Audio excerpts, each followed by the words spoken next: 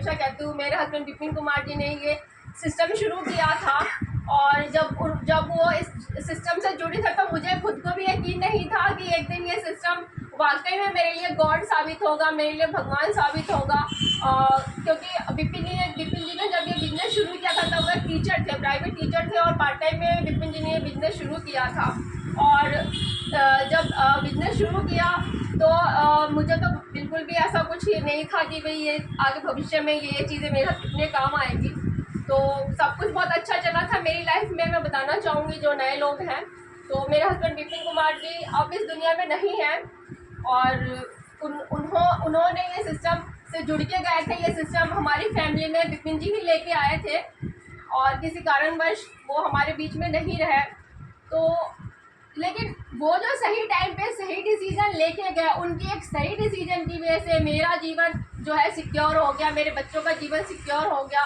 क्योंकि जब आप समझ सकते हैं कि घर का मुखिया अगर चला जाए, घर का मुखिया अगर इस दुनिया में नहीं है, तो घर चलाना कितना मुश्किल हो जाता है। उस लेडीज़ के लिए जो लेडीज़ कभी घर से बाहर नहीं निकली, जो लेडीज़ कभी कोई जॉब नहीं किया, उसको कुछ आता नहीं है, उस लेडीज़ के लिए तो बहुत ही मुश्किल हो जाता है घर चलाना। तो मेरे साथ भी सारी यही परिस्थितियाँ हैं। काफ़ी बुरा वक्त आया हमारे जीवन में, लेकिन मेरे लिए तो ये बिजनेस बिल्कुल भगवान की तरह है। क्योंकि जहाँ पे कोई साथ नहीं देगा, और कोई साथ देगा तो कितने दिन साथ देगा, 2 महीने, 4 महीने, 6 महीने, कोई कितने दिन आपको फाइनेंशियली हेल्प करेगा।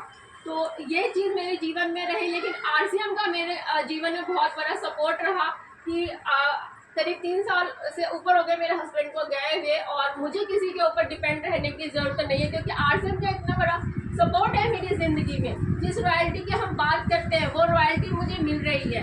जब हम प्लान दिखाते हैं तो बताते हैं कि रॉयल्टी सिर्फ 3 लोगों को मिलती है, सिंगर, साइंटिस्ट और राइटर को। और चौथी रॉयल्टी हमें हमारी आरसीएम देती है। तो वही चौथी रॉयल्टी मुझे मिल रही है, जो कहते हैं कि जीवन के साथ भी है, जीवन के बाद भी है। तो वो सही बात है, सच बात है। क्योंकि ऐसा कोई बिजनेस नहीं है कि जिस दिन आपने उस बिजनेस को करना छोड़ दिया तब भी आपके घर में इनकम आएगी। ऐसा कोई बिजनेस नहीं है।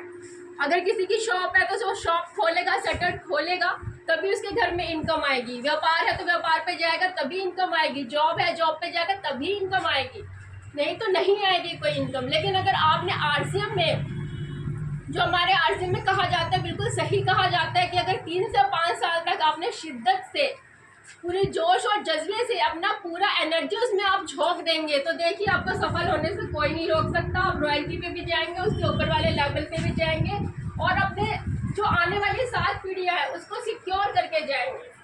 तो इसके लिए हमें इन प्रोडक्ट को यूज़ करना चाहिए, अपनी दुकान बदलनी चाहिए, और इन सामानों को यूज़ करना चाहिए।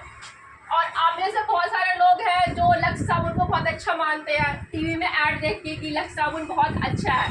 तो आप ये जानते हैं कि वो लक्स साबुन जो है वो हमारे देश का साबुन है या विदेशी कंपनी है? विदेशी कंपनी है। जब आप ऐड आता है लक्स का तो उसमें बोला जाता है कि ये टॉयलेट सोप है, बोला जाता है कि टॉयलेट सोप है। विदेशों में वो नहाने के यूज़ में नहीं आता, तब भी हम लोग लक्स खरीद के लाते हैं।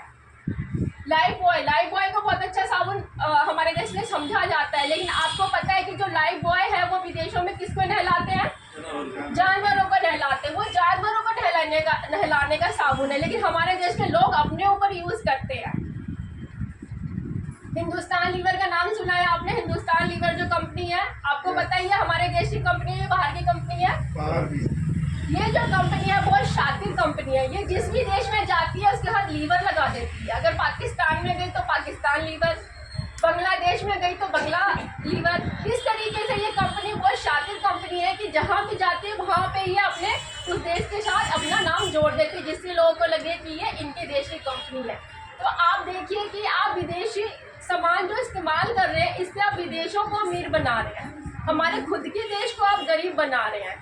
तो क्या है कि आप आरसीएम से सामान लीजिए, स्वदेशी सामान लीजिए, अपने देश को अमीर बनाइए। क्योंकि हम सब जो कमाते हैं ना, वो हमारा सारा पैसा कहाँ जाता है?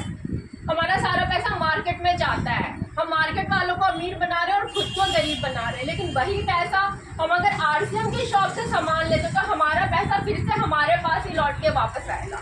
तो ऐसा सिस्टम करना चाहिए कि नहीं करना चाहिए? करना चाहिए। और कई बार होता है कि हम काम को शुरुआत करते हैं, और जैसे सर ने बताया कि हमने 10 फुट गड्ढा खोदा, 50 फुट गड्ढा खोदा और 100 फुट गड्ढा खोदा, लेकिन आप मानेंगे अगर 100 फुट के गड्ढा खोदने के बाद पानी नहीं निकला तो क्या इसका मतलब जमीन के नीचे पानी नहीं है?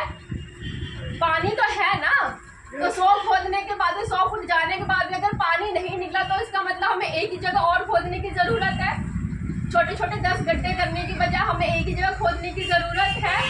तो थोड़ा सा पेशेंस की ज़रूरत है, थोड़ा सा हिम्मत की ज़रूरत है। तो यही है ये सिस्टम। और आज मैं इतना ही कहना चाहूँगी क्योंकि आज सबको जल्दी घर जाना है या सबके पास बहुत सारा काम है, तो मैं इतना ही कहना चाहूँगी। लेकिन इस बिजनेस को समझने के लिए आपको मीटिंग में आना पड़ेगा, लोगों को समझाने के लिए पहले आपको खुद सीखना पड़ेगा, खुद इस्तेमाल करना पड़ेगा। और एक आपको ये भी ठानना है अपने अंदर कि हमें स्वदेशी सामान अपनाना है, विदेशी सामान को नहीं यूज़ करना, स्वदेशी सामान अपनाना है और अपने देश को आगे लेके जाना है। हम सब 15 अगस्त के दिन ही क्यों हमारे अंदर वो क्या कहती है जोश आता है, जज्बा आता है, 26 जनवरी को क्यों आता है, बाकी दिन क्यों नहीं आता? बाकी दिन भी हमारे अपने देश के प्रति वो प्यार होना चाहिए कि हमें विदेशी सामान को नहीं इस्तेमाल करना, हमें अपना स्वदेशी सामान इस्तेमाल करना है और अपने देश को ऊपर लेके जाना है।